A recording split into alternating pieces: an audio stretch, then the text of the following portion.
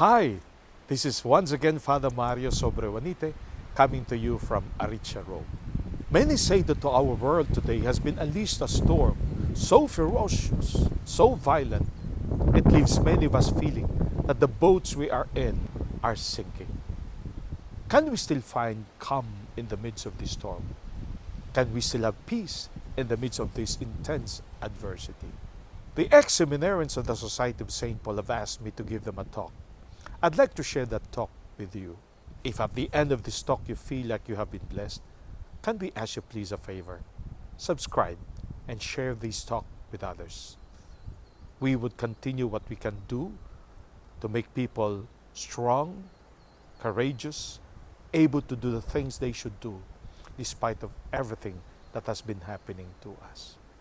God bless you. Enjoy the talk. When I was discussing with Alan as to exactly what the talk should be, we decided to reflect on our present situation, which is a situation of great adversity. So ang sabi ni Alan, can we talk about peace in adversity? Or probably another title would be calm in the midst of the storm. So I would like us to read again the particle of gospel reading according to Matthew, where we saw this beautiful scene of Jesus standing up in the midst of the storm and declaring, "Be still." The reading is taken from Matthew chapter 22, 23, 34. Jesus got into a boat and his disciples followed him. Suddenly a violent storm came up on the sea, so that the boat was being swamped by the waves, but he was asleep. They came and woke him, saying, "Lord, save us, we are perishing." He said to them, "Why are you terrified, O you of little faith?" Then he got up, rebuked the winds and the sea, and there was a great calm. The men were amazed and said, "What sort of man is this, whom even the winds and the sea obey?" The gospel of the Lord. It could not be denied that what we are experiencing is not just a storm, but an intense storm that has become very terrifying. Emotions are ongoing in a lot of us, which definitely makes us feel like we are in a boat that is sinking, looking at a future that seemingly is none, looking at a tunnel that does not present a light at the end of it. Bibigyan ko lang kayo ng konting statistics. Kinuha ko ito kahapon. Yesterday, I'm sure this has changed. Yesterday, they say that in the whole world, those who have been infected has reached 2,458,580. Of all of those that are being infected, 296,092 have already perished. You are talking of 6.75% of the number of infected. Kaya nagbilang ako, kung ganito karami, almost 2.5 million ang mga infected, and 6.75% of this is going to die, you're talking of another 150,000 deaths in the next few months. It is sad that people are not looking at this reality as serious. Pero totoo mga kapatid, it is being reported that now new clusters, hotspots, are rising up in places where we thought tapos na ang storya ng COVID virus, of the COVID virus. The other side is that we are informed by those who are really going deep into finding vaccines that the vaccines will not be available soon, probably not this year. With all of the economic bankruptcies left and right that we are experiencing, that people are experiencing, with a crisis in leadership, And in America alone, with 30 million jobless, the future is super bleak. And it has created a lot of fear in all of us. Really, the boat we are in has been unleashed in a sea of storms so violent, that we find ourselves at the mercy of the waves. And we are struggling, many of us, in desperation. Oh, definitely, it is an extremely stressful and threatening situation. The pressure is so intense, overwhelming. Problems are big. At hindi na ito simpleng ordinary problema. Pwede natin gamitin ang katagan ng isang beauty queen. Ito'y major na problema. I've heard stories and read reports of many people who speak of this moment similarly like a slow motion nightmare. Something which we very much would like to deny. But the grim fact is, it is here. And the possibility of us being infected is there. Dumadating sa buhay ng tao when seemingly punches and blows come from everywhere. And you can declare, as somebody in America said, and at this moment, with all of this quarantine, with all of these limitations, with all of this not going to the beach, with all of this not able to party, with all of this not able to travel, life sucks. Yun ang sinabi niya. A seemingly catastrophic outcome of this pandemic, and with no silver lining behind the clouds. And for some, pwedeng mangyari sa iba, as long as it doesn't touch me. But this disease is so ferocious, persistent, it can one day become very personal. Narinig na natin yung mga storya, no? Dalawang sisters, twins, dying one after another. In a family of 4, the mother dies. 1 hour later, the son dies, and each one doesn't even know that the other is dying. We know of people who are supposed to be untouchable by this disease because they are names in sports, names in politics, people huge in money, people who are known for a lot of other things. And voila, this disease, as I've said in one talk, has no respect for any of this which we thought would exempt us from this. Kapatid, we all have fears. Kanya-kanyang fears yan. No? May fear sa cockroach, may fear sa elevator. Meron akong kakilala when I was celebrating Mass in the Philippines in Asian Development Bank of the Philippines. I met someone who wanted every day, sapagat may misa sila every day, to be able to go to Mass.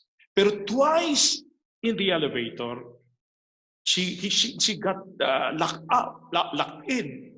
Na-trauma siya sobra, the fear has been so created that though she wanted every day to go up to the 15th floor for the Mass, hindi siya nag-elevator. And so one time said, "Come, I'll join you." Talagang ayaw. The fear of a closed space. When anxiety attacks, incredible. Hindi ko nasasabihin, pero some of you will know. May pari po tayo. Buhay na buhay po siya ngayon. Andyan sa Makati. One time, he had this panic attack. Pag narinig nating panic attack, parang, ano ba yun? Huy, matindi ang panic attack. He would describe that when he has his panic attack, naninigas siya and he feels that he's going to die. Kaya ang gagawin niya, alam nyo, because feeling niya talagang mamamatay siya, bago siya humiga, magbibihis muna at magpapalit ng brief. Baka datnan siyang marumi yung kanyang brief at patay na siya. Ganun katindi.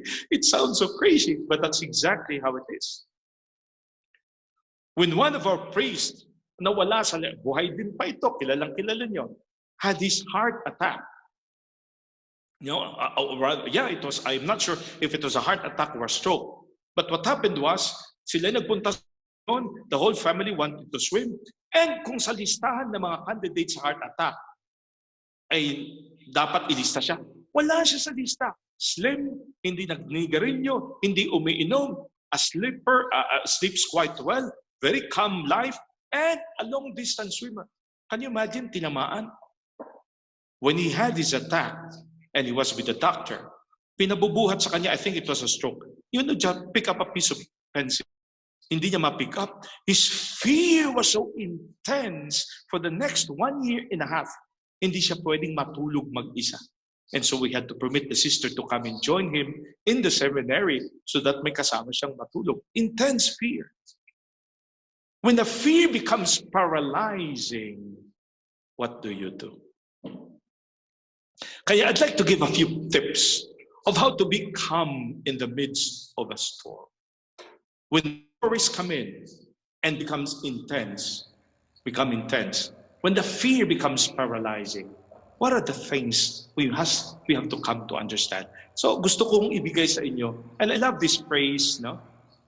Kaya naman natin sana na yung mga problema darating, ano? Pero sabi niya, I'd be happy to deal with my problems one at a time. But they refuse to get in line. In short, paano ba ang problema sunod-sunod na? Paano kung wala nang makain? Paano kung may nagkasakit na sa pamilya? Paano kung nawalan ka na ng trabaho?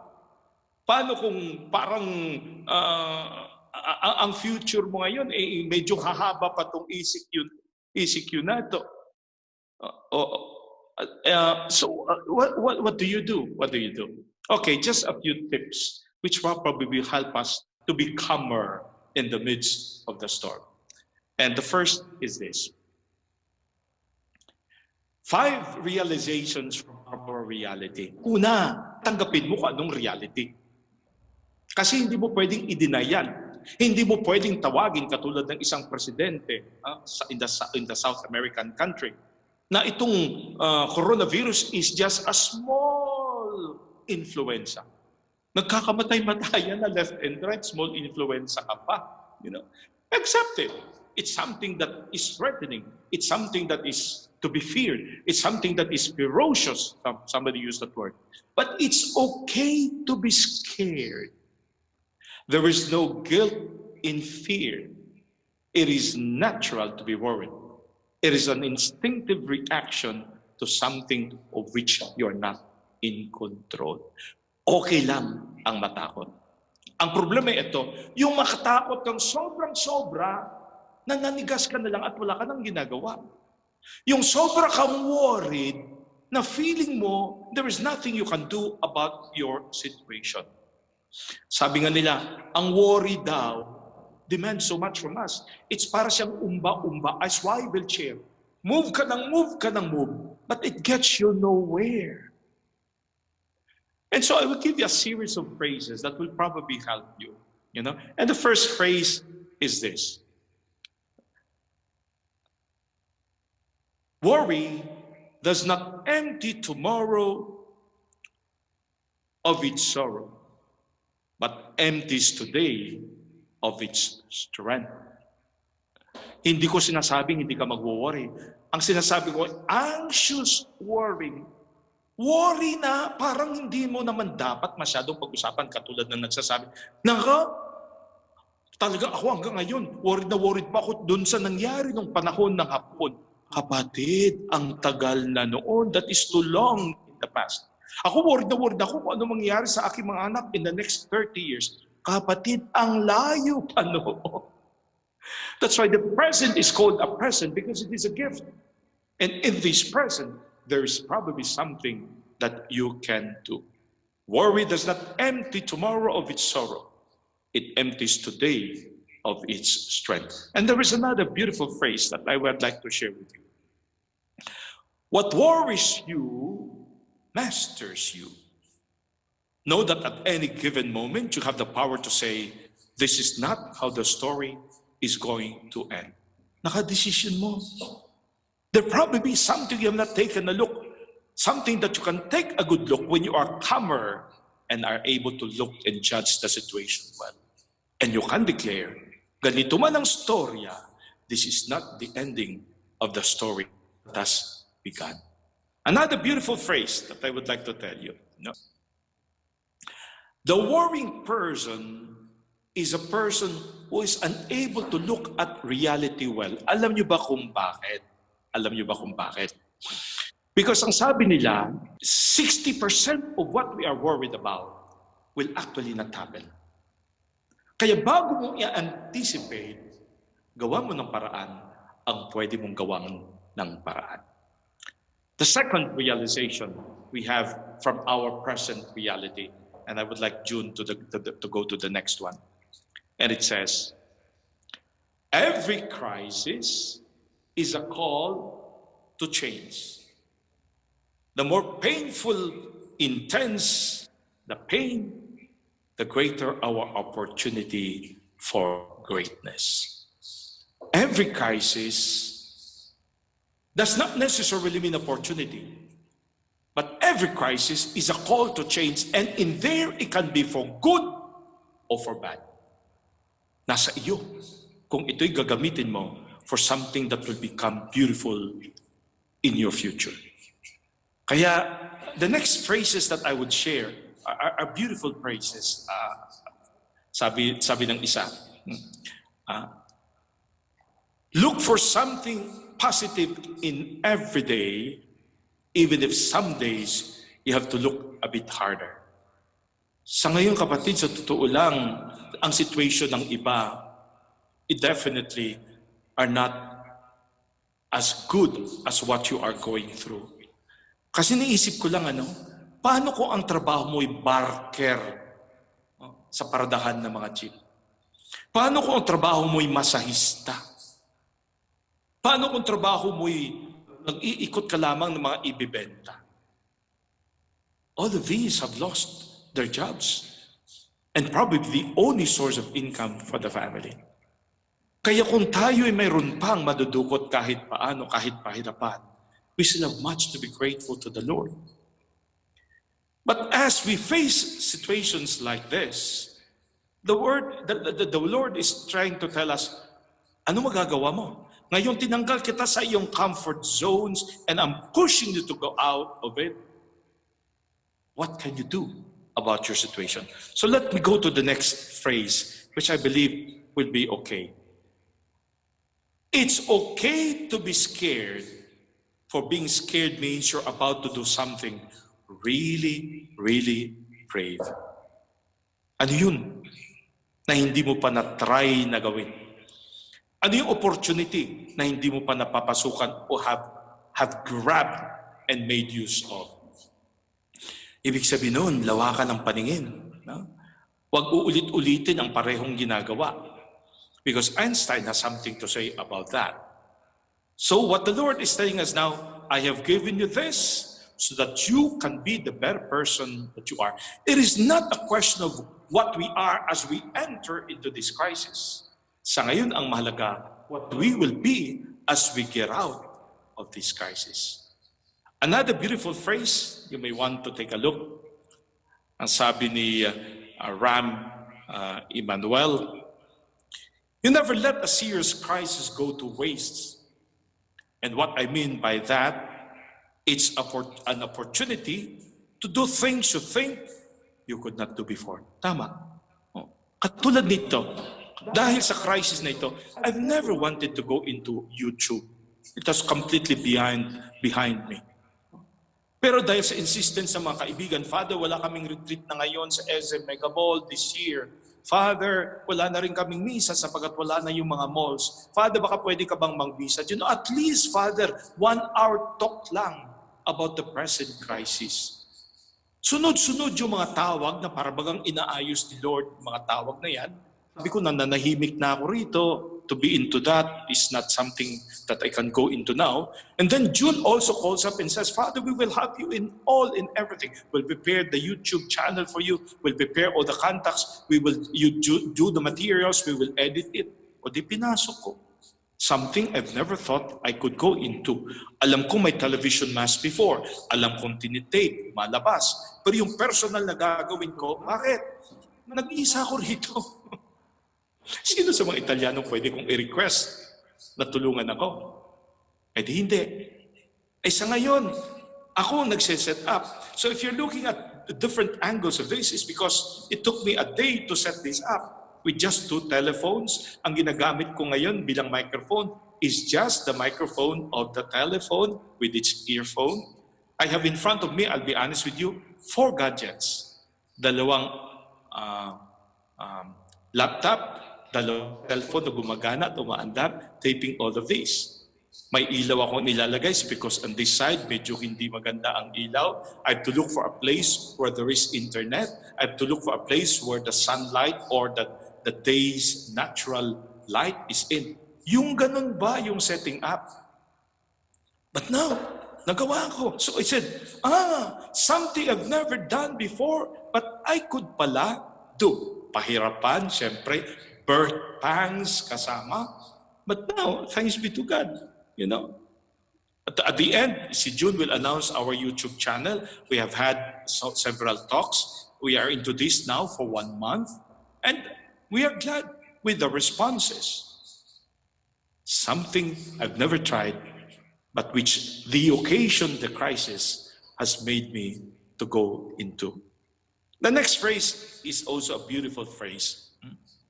Sabi, when life is sweet, say thank you and celebrate. When life is bitter, say pa rin thank you and grow. If this means for me a growth because I've discovered something that I can pala do just by myself, sabi nga ng isang pari natin, lahat na yan, sariling kayod. That's the truth. You are the technical director, you are the set designer, you are the sound director, you're also the talent. Gagawin mo lahat yun. Maghanap ka rin na rin kung saan mo ilalagay ang background mo, gagawin mo yun. But the word is, and for me, the discovery is, it could be done. And hopefully, I am growing from this. My dear friends, in the end, it is a question of attitude. And here's a beautiful saying that you probably would like to read.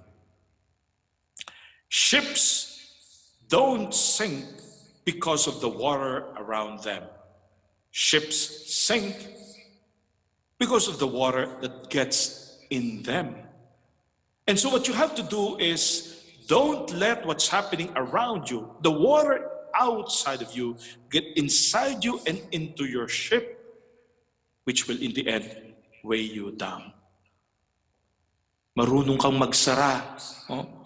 Kung masyado kang maraming narinig na mga no, hindi pwede yan, medyo sara-sara mo ng konti yon.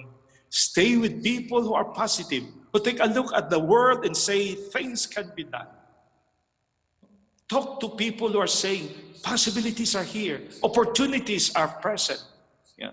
At huwag ka masyadong magpupunta at makikinig sa mga tao. Wala nang ginawa ko din. Hindi pwede yan. Wala nang nangyari dyan. Na-tried na yan. It is not feasible. Walang mangyayari sa'yo. Go with people who are positive, who have a greater outlook of life and see the light always, even in the darkness, in the darkest of clouds.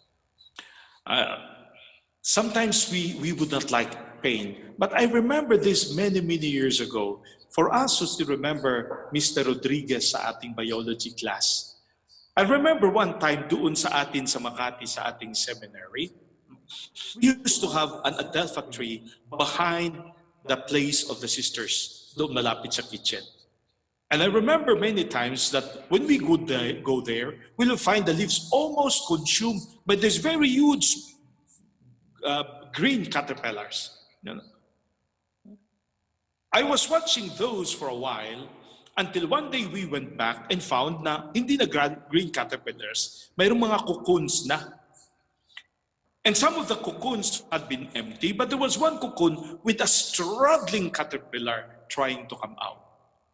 So ang ginawa ko, kinuha ko siya, pumunta ko sa ating classroom, and since it was still struggling with trying to come out, ang ginawa ko, sige, tulungan ko na nga ito. So hiniwa ko yung gilid without touching, making the blade touch the caterpillar so that the caterpillar can get out.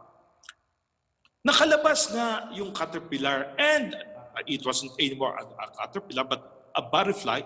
But finally, it was completely out of the cocoon except na parang nakabaluktot yung kanyang wings. And I said, ano ba ito? Mamamatay ba ito? Tama-tama na daan si Mr. Rodriguez and I asked, Sir, what do you think this will survive? Ano bang ginawa mo, Mario? And I said, ganito po. Sabi niya, you wanted it to go through it without pain. but you will never make this butterfly now fly ever. Bakit po? Kasama sa proseso ng kanyang pagiging maayos na butterfly is the struggle he had to go through in coming out of the cocoon. Because that process will push fluids or his blood into the wings. In that struggle, in that painful procedure, it will make the wings strong for it to be able to fly. Ni shortcut mo. You wanted to avoid the crisis. You do not like to face the reality that it is a painful process. But in that matter, you will never permit it to fly. It was a huge realization for me. Many times sa buhay natin, may mga hadlang. And I love it when Bishop Bacani told us once, totoo, may plano ka, biglang nagka-crisis. May hinahanap-hanap at you're looking forward to something, may crisis. Tignan mo ng mabuti, kapatid. Baka naman yung sinasabing mong hadlang ay isa hagdan into something that you would discover better than what you prepared yourself in the future. Look from it. The attitude of saying, hindi ba ito hadlang? Hindi kaya hadlang ito? O in fact, ito isang hagdan so that I can truly be the better person I would like to become. We have a Filipino phrase amongst us. Ang problema, pinagdaanan. Diba? Anong problema ang pinagdadaanan mo? Problema, pinagdaanan. Hindi pinagtatambayan. Yan ang problema ng marami. It's not that the problem exists, but that they wallow in the problems. Ayaw lumabas doon sa problemang yun. Hindi makaalis because they just keep on looking at the wounds which will never heal if all you do is just look at it. Look forward. Go outside. Comfort zones, outside of your comfort zones. And you will probably discover something that awaits you. Kaya ang ganda ng statement ng isang dakilang Winston Churchill when he said this, if you're going through hell, keep going. Don't stay there. If your situation is hellish, get out of the situation and keep going. Because through the fire, you will find something beautiful. And so, here is another phrase that many of us may have heard. Fire is the test of gold, adversity for the strong man. Can you be the strong person that you should be? Can this adversity be just simply a test so that you can discover the strengths you have never discovered are your own?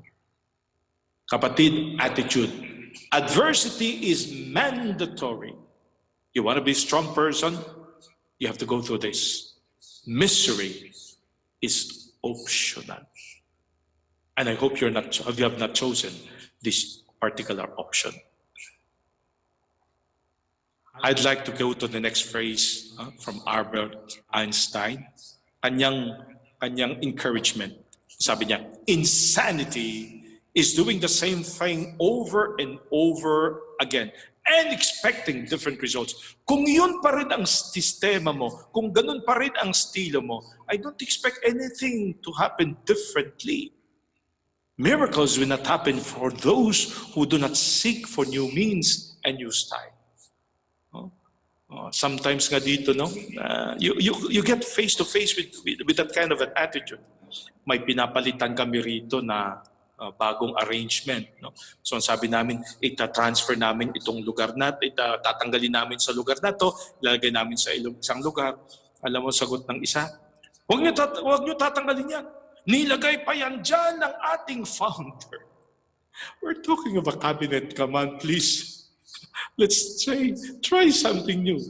And so, after a long discussion kung saan ilalagay ang machine for the coffee, I finally put my feet down and said, bilang delegate of this house, pwede ba itry nating ipalit?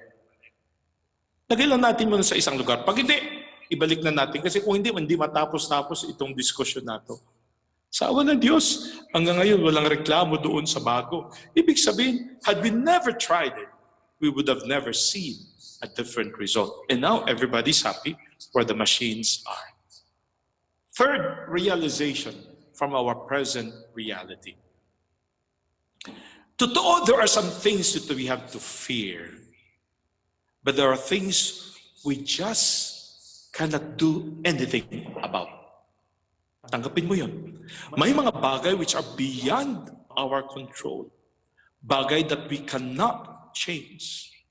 Things that will have to be as they are, and we have to accept them as part of our lives.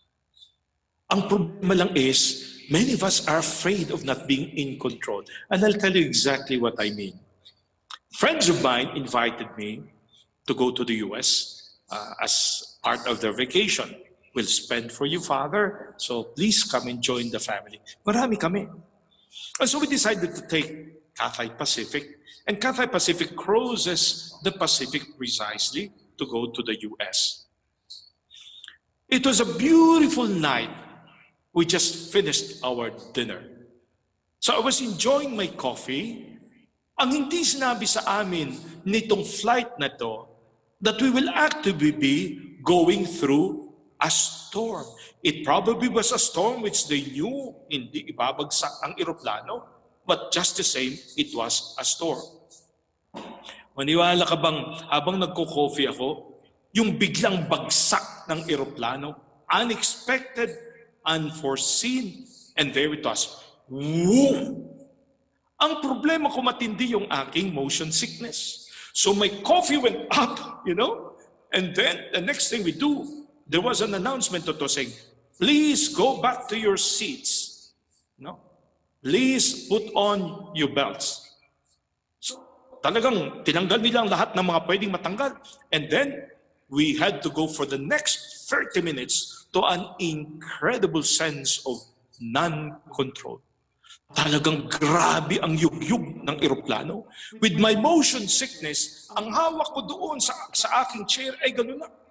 Kasi talagang yumuyugyug kami sobra. And you could hear all of the utensils, the cups in the cupboard. Alam nyo, nanghagilap na ako ng rosaryo ko.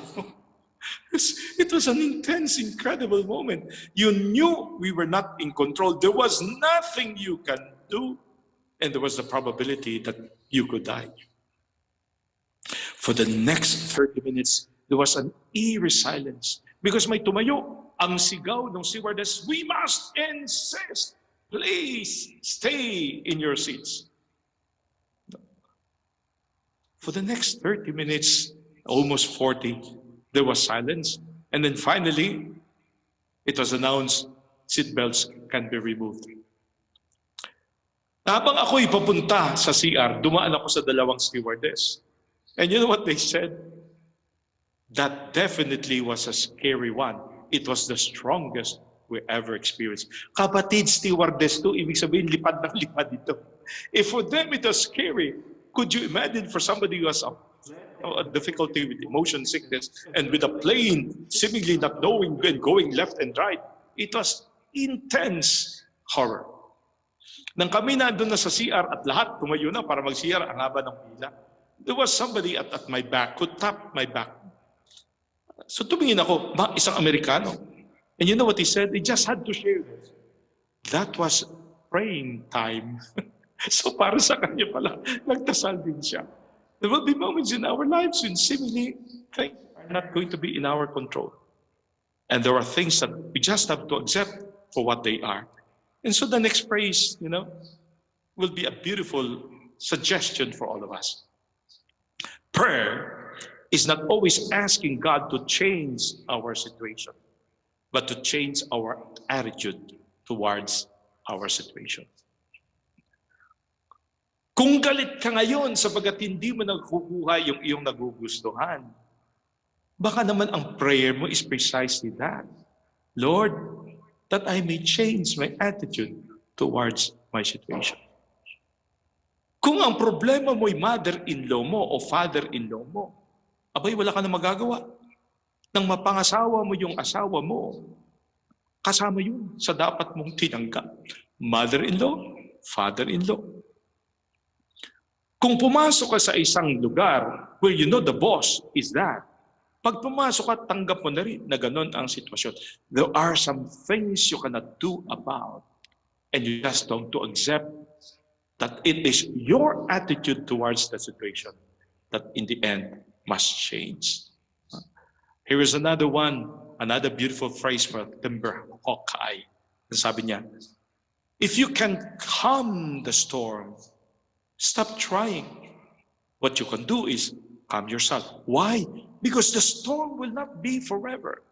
The storm will one day pass. Kaya nga in these moments of anger, in these moments of seeming despair, in these moments when you feel like there's nothing that can happen good for you, keep on going and believe that someone is in control. Kaya here is another beautiful prayer that I think all of us must memorize. Actually, ito'y ginagamit ng mga alcoholic anonymous. No? Lord, give me the courage to change the things I can, to accept the things I cannot change, and the wisdom to know the difference. Alamin ang mga bagay na pwedeng baguhin at baguhin ang pwedeng baguhin at tanggapin with great peace ang mga hindi pwedeng baguhin. John the 23rd, I love this story. You know, bago siya naging papa, ang dating papa bago sa kanya was Pius XII. Pius XII was known to be one of the nobles of Rome. He belonged to a noble family. And so when he became Pope, he reigned for the longest time. Alam niyo, pag nagsalita yun, yung pictures talagang he moves with a certain kind of, you know, a kind of posture that makes it really big. When he reigned too long at nang namatay siya, nag-isip yung mga kardinal, pag pumili tayo ng bata ngayon, mahahaba na naman ang reign noon. So pumili na lang tayo ng isang interim Pope. Pope for the moment. Pag nakapili tayo, then mag-iisip tayo ngayon kung sino ang pwedeng ilalagay natin uli pagkatapos. Somebody na malapit na matigok. You know? And so in the election proper, they voted to be Pope Cardinal Roncalli of Venice, who would become John the 23rd. A grandfather of a man. Robust, maliit, malaki yan. You know, he would, of course, he has now become a saint. But as they thought this man was going to be an interim, he would shake the whole Christian world when he would declare Vatican II. Pero may istorya sa buhay niya. Pumasok siya sa isang sitwasyon na feeling niya, sobrang grabe ang problema. He was handed a church with so many problems that he felt it had to be a renewed church. And in the beginning, as he struggled to do what should be done, gumigive up na.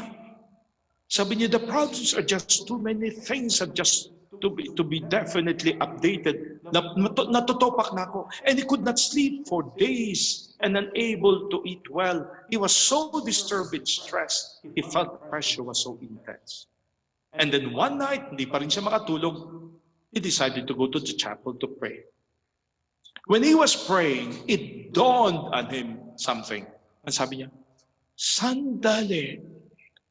Bakit ako namumblem ng sobrang ganito? Eh, hindi ko naman pala ito simbahan. Lord, simbahan mo pala ito.